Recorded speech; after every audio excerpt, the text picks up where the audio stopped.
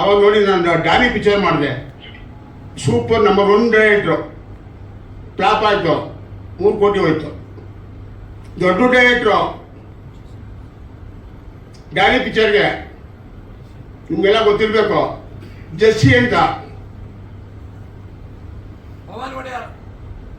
ಪವನ್ ಒಡೆಯರು ದುಡ್ಡು ಕೊಟ್ಟು ಸಾಕಾಗೋಯ್ತು.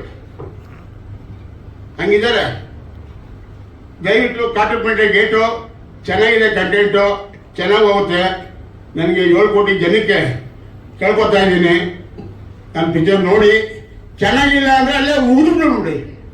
ಯಾಕಂದ್ರೆ ಇಂಥ ಪಿಕ್ಚರ್ ಎಲ್ಲ ಮಾತಾಡ ಅಲ್ಲೇ ಥಿಯೇಟ್ರ್ ಮುಂದೆ ಉಗಿದ್ಬಿಡಿ. ಯಾಕ್ರಿ ಶ್ರೀನಿವಾಸ್ ಅವರೇ ಇಂಥ ಪಿಕ್ಚರ್ ಮಾಡ್ತೀಯ ಅಂತ.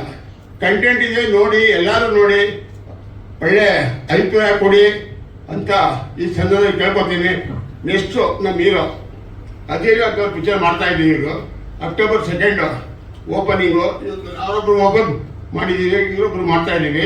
ಇವರೊಂದು ಜೈ ಸಿದ್ಧಾರ್ಥ ಅಂತ ಹೆಸರು. ಇವರು 2 ಮಾತು ಮಾತಾಡ್ತಾರೆ.